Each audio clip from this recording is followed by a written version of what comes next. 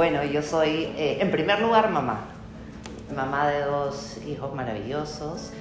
Yo soy socióloga de profesión, graduada de la PUC. Me dedico al tema de comunicaciones hace muchísimos años. No sé, en realidad siempre me llamó la atención el tema de los procesos sociales. Cuando entré a la carrera de sociología, cuando entré, lo gracioso fue que yo entré a la carrera y mi papá vino y me regaló un libro de sociología de 1960 y pico. Y me dijo, cuando yo entré a la universidad, entré a estudiar sociología. Y yo no sabía, porque mi papá entró y a los pocos meses falleció mi abuelo, su papá, y se tuvo que salir de la universidad para trabajar. Así que creo que venía en la sangre el tema social. Bueno, la universidad es una época maravillosa, ¿no? Creo que es quizás de lo mejor que tenemos a lo largo de la vida.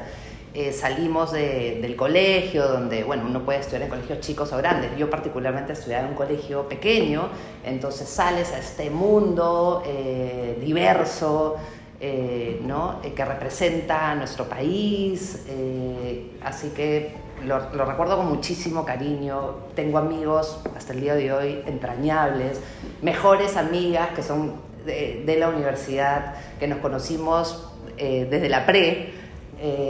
Así que bueno, yo lo recuerdo con muchísimo cariño, una época maravillosa realmente. Bueno, yo creo que un poco toda la vida universitaria tiene sus partes interesantes. Antes, no sé si ahora, teníamos 2 años de estudios generales, entonces, digamos, te formaba muy bien para entrar a la carrera. Y después temas interesantes como, por ejemplo, el tema de las manifestaciones estudiantiles en la época de Fujimori, que no se veía en el Perú, ¿no? En esa época no se veía en el Perú manifestaciones en pro de la democracia, ¿no? Que era una entelequia, ¿no? Así que toda esa época fue muy interesante porque además nos juntamos con alumnos universitarios de otras universidades, de la Universidad de Lima, de la San Marcos, y salimos juntos por las calles a manifestar. Creo que eso es parte de la vida universitaria, ¿no es cierto? Manifestar lo que uno opina y en fin, y hacer amigos entrañables. Exactamente, de los fueros de la Facultad de Ciencias Sociales salió toda esta, digamos, movida en pro de la democracia del país. En esa época, estoy hablando del año 90 y algo, ¿no? De casi 2000, ¿no? En esa época hubo un tema con el Tribunal Constitucional y bueno, todos salimos a manifestar y eran marchas multitudinarias, ¿no? Y después uno va aprendiendo. Que, bueno, que se equivocó en ciertas cosas, parte de la juventud y en fin, sigues adelante y te vas formando, ¿no? Creo que la vida universitaria te forma definitivamente, ¿no? Sí. Profesores que te marcan, ¿no? A mí me pasó algo muy curioso, que yo entré a la Facultad de Ciencias Sociales y hice una muy buena relación con un profesor de la universidad, y él era parte de una ONG. Entonces me fui a trabajar ahí, apenas ingresé a la universidad empecé a trabajar, así que trabajé a lo largo de toda la carrera, ¿no? Yo creo que también un poco el destino te va mostrando, ¿no? En el camino, porque nunca pensé, por ejemplo, que iba a terminar un poco en la empresa privada. Yo creo que mucho en las carreras se conoce en la chamba, ¿no? En el día a día. El mundo laboral me fue presentando ciertas cosas. Al principio un poco de trabajo de campo, yo me di cuenta que lo mío no era el tema del trabajo de campo. Después fue mi primer acercamiento al tema de comunicaciones. Me di cuenta que yo era muy buena editando textos y escribiendo, así que hacíamos entrevistas a gente importante del momento. Yo tenía pues 19, 20 años, ¿no? Y editaba los textos y y sacábamos una revista que en ese momento se llamaba Cuestión de Estado, de análisis político, social, etc. Después estuve en la Comisión de la Verdad, que fue un trabajo que creo que a todos los que trabajamos ahí nos marcó de alguna manera. Luego trabajé en el Estado también, entonces uno dice, ¿no? Y entonces el Estado te das cuenta que está todo por hacer, ¿no? Todo por hacer, y que uno realmente puede hacer cambios sustantivos desde el Estado, ¿no? En realidad la vida es un descubrimiento en general, ¿no? Entonces uno va descubriendo qué es lo que te gusta, qué es lo que no. Oye, este trabajo me gusta, pero no así, esto sí, esto no, y uno creo que va decantándose poco a poco, ¿no? Este es a lo largo del proceso laboral y de la vida, ¿no? Y claro, siempre yo fui consumidora de noticias, es algo que a mí, o sea, yo soy old school, yo agarro el periódico y lo leo, ¿no? En físico, y lo hago desde muy chica. Algo que también se aprende en casa, ¿no? Evidentemente. Con mis padres siempre hacíamos una sobremesa larga después de los almuerzos o de las cenas, y conversábamos sobre política y sobre coyuntura y sobre lo que pasaba en el país, etc., ¿no? Y en el mundo. Así que ese fue, creo que, mi primer acercamiento al tema de comunicaciones, el que te conté de mi primer trabajo también. Y poco a poco me di cuenta que tenía un ojo, a pesar que no había estudiado comunicaciones y no sociología, más bien me daba una ventaja comparativa el hecho de haber estudiado sociología, porque tenía una visión del país distinta. Y así poco a poco empecé a entrar a las áreas de comunicaciones. Yo creo que o estás en el Estado, o estás en la empresa privada, o en el tercer sector, digamos, en las ONGs, etcétera. Desde uno donde está, yo creo que puedes aportar en general al desarrollo del país, ¿no? Y al crecimiento, etcétera, ¿no? Dando información veraz, los medios de comunicación son el pilar de la democracia, ¿no?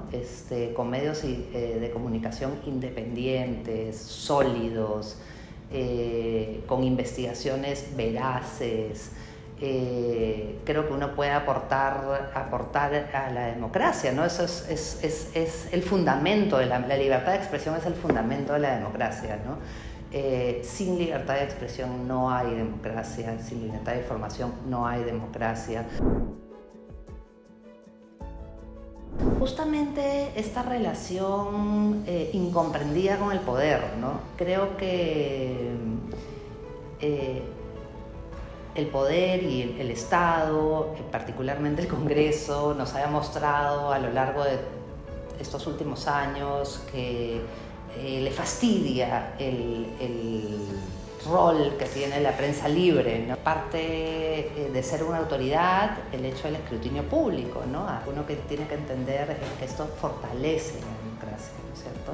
Así que parte del rol de los medios de comunicación, en particular de la prensa, es justamente poner luz donde hay oscuridad, ¿no? La gente sigue buscando entretenimiento, distensión, después de un día agotador de trabajo, etc. La gente va a seguir buscando entretenimiento en la radio o en la televisión, en el día a día. Así que en este mundo digital, digamos, la radio y la televisión van a cambiar, por supuesto, pero van a seguir viviendo, tienen para rato. Yo creo que la radio y la televisión es un concepto hoy en día, ya no es un aparato. Entonces ese concepto lo puedes llevar como quieras, en tu celular, en tu tablet, en tu computadora, donde estés. La televisión y la radio han cambiado, por supuesto, van a seguir acomodándose a este mundo digital, están destinados a transformarse. En un país como el nuestro, además, todavía tenemos gente que tiene televisión a tubo. Además, el hecho de la conectividad, que es tan escasa en nuestro país, la televisión sigue siendo, y la radio sigue siendo de penetración absoluta y sumamente importante para informar. Pensemos, por ejemplo, en una emergencia nacional, ¿no? ¿Y cómo informas? ¿Y cómo informas? Bueno, informas a través de la radio y la televisión. Y la radio y la televisión los medios de comunicaciones tradicionales como los conocemos cambiarán su formato, cambiarán la forma de transmitir, ¿no? Pero seguirán existiendo de otras maneras, pero seguirán acompañándonos. Y se han sabido adaptar, no es que no se adaptan. ¿Qué son los podcasts? Los podcasts no son más que la radio con audiencias específicas, ¿no? O sea, en vez de ser lineal y de escuchar lo que dice, es audiencia específica. A mí me gusta, no sé, salud. Bueno, corto ese pedazo y lo pongo en un podcast.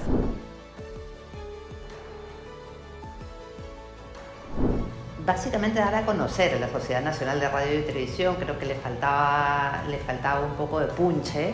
Es el gremio de medios de comunicación privados de señal abierta. Este gremio se creó hace 20 años, va a cumplir 20 años este año justamente. Involucra a los canales y a las radios principales del país.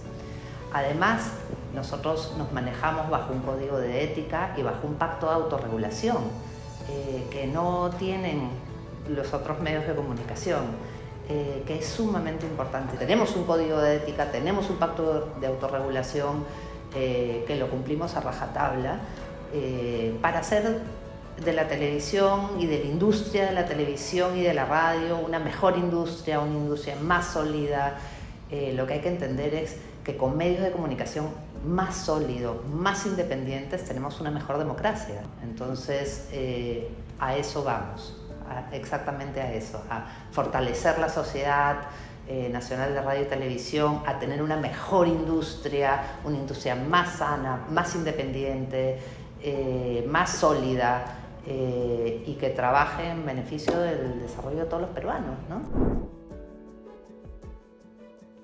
Multisectorial, nosotros, digamos, tenemos reguladores, además estamos bajo la regulación del Ministerio de Transportes y Comunicaciones, además trabajamos con otros sectores del Estado y con otros sectores de la sociedad civil también, ¿no?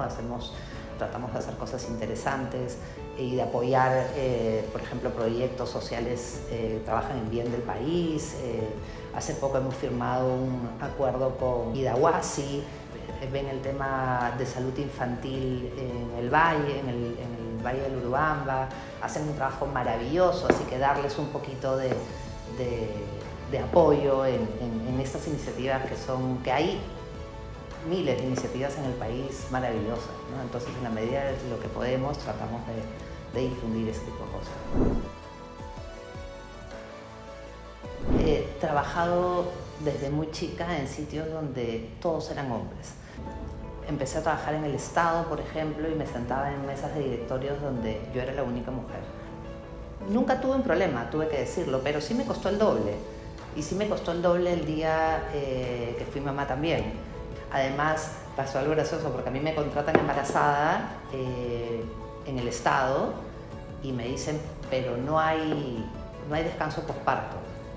Y yo, ¿cómo no va a haber? ¿Los derechos laborales? No hay, porque en ese momento no existía ni siquiera el régimen laboral CAS, que hoy en día existe, ¿no?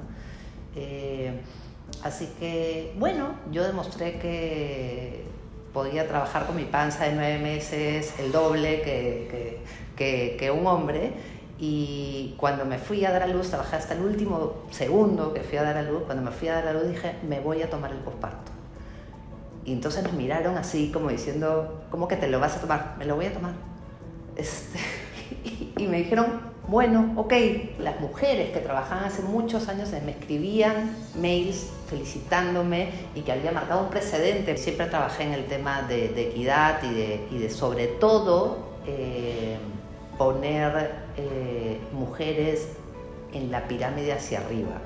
Porque cuando tú miras lo que está pasando en el empresariado o lo que pasa en el Estado, etcétera, es que hay muchas mujeres en la base y pocas mujeres en el poder, ¿no? Así que yo creo que hay que ir creando esos espacios e incentivando con el ejemplo para que las mujeres puedan asumir posiciones de decisión, ¿no?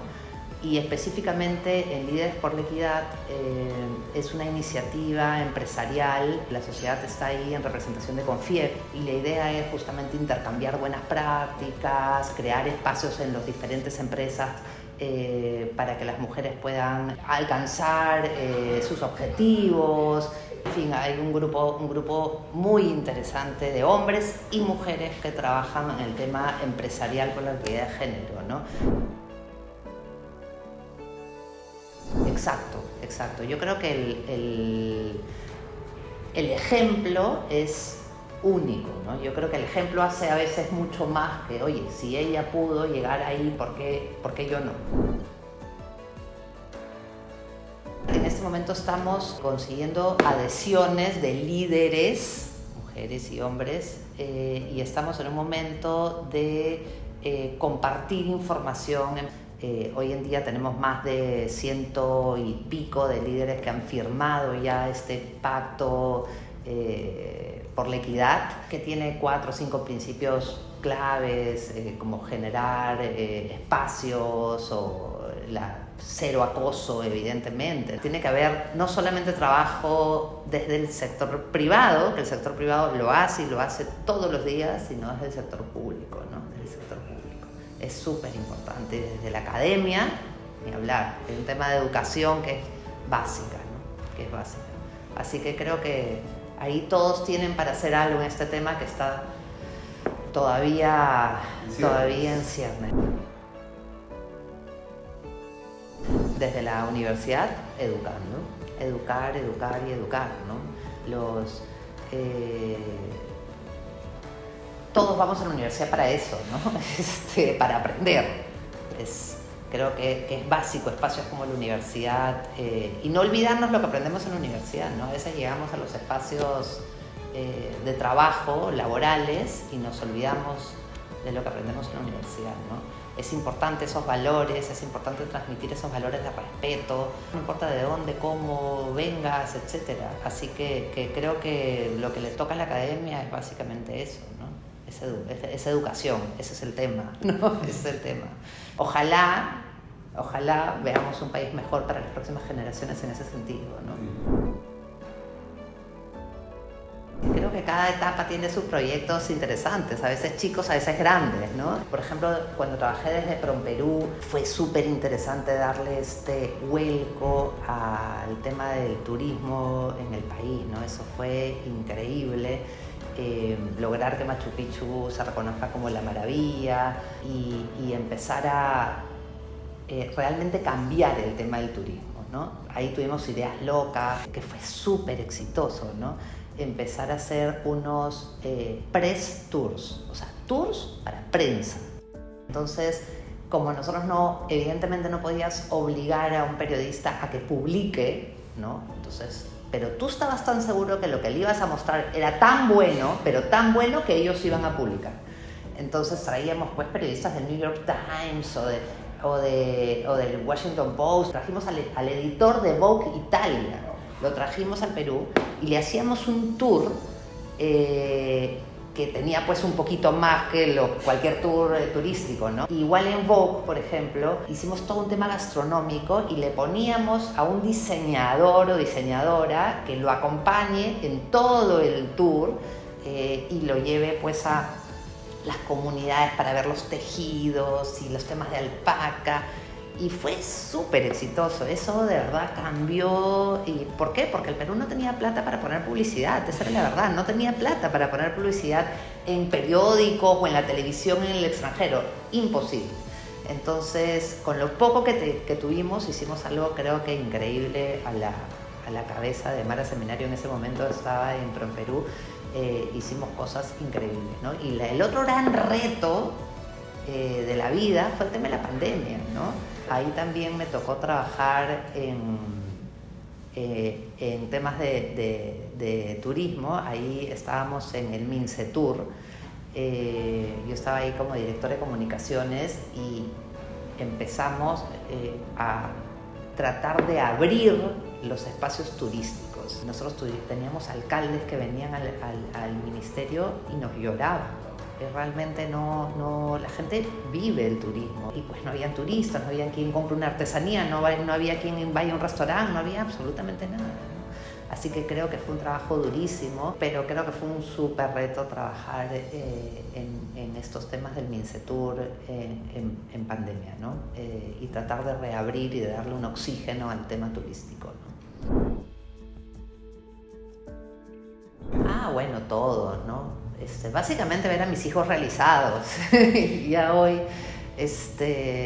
creo que los sueños de uno van por ahí ahora, ¿no? Y sueños, pucha, como dice Mafalda, despertarnos en un país normal. Sí, me encantaría, la verdad, ver el país otra vez en un crecimiento económico interesante, con empleo, con instituciones fuertes y sólidas, con una democracia sólida. Creo que nos hemos deteriorado mucho en los últimos años y tengo la esperanza de salir del hoyo en el que estamos, ¿no? De salir. Creo que nuestras autoridades tienen que dar el ejemplo. No podemos seguir teniendo autoridades que no den el ejemplo a nuestros niños, a nuestros hijos, ¿no? Hablábamos del ejemplo en términos de género. Bueno, el ejemplo es para todos, ¿no? Es como que uno tenga un profesor en la universidad y salga al día siguiente en los policiales ¿no? Pues, ¿qué clase de ejemplo es eso? Uno es maestro las 24 horas del día. Nos hemos deteriorado en los últimos años y de verdad tengo la esperanza que saquemos un poquito, ¿no? Y que nuestros jóvenes no se vayan, porque vemos mucha fuga de jóvenes talentos que se están yendo del país a estudiar fuera. Y cuando ya te vas a estudiar fuera es difícil que vuelvas, ¿no? Tenemos que atraer a los talentos, tenemos que atraer a nuestra juventud que se está yendo, y el Perú tiene que ser un país que vuelva a dar oportunidades. Cuando yo entré a la universidad no había oportunidades, la gente se iba, en su mayoría, en los 90. País que venía del terrorismo, todavía teníamos, la economía era un desastre, había una recesión tremenda. ¿Qué ibas a hacer acá? ¿Qué ibas a hacer acá? Bueno, pero el Perú salió adelante. Yo espero que volvamos a estar en esa senda, la verdad. Toda la influencia, ¿no? Sí, toda la influencia. Bueno, muchos profesores que son muy entrañables, con los que soy muy amiga hasta el día de hoy. Amigas y amigos de la universidad hasta el día de hoy, con los que fuimos cachimbos. Además, creo que la Universidad Católica es interesante en, digamos, lo que te presenta, ¿no? Así que uno siempre llama al alma mater, tú eres de la Católica, sí, también, ¿no? Entonces, como se siente identificado, ¿no? La Católica, pues, además era un campus increíble, tuve profesores que realmente me marcaron. Es tan importante eso cuando un profesor realmente o una profesora te marca, ¿no? Te enseña con el ejemplo, te dice, o tú dices, hoy quiero ser así, ¿no? A mí me gustaría llegar a eso, ¿no?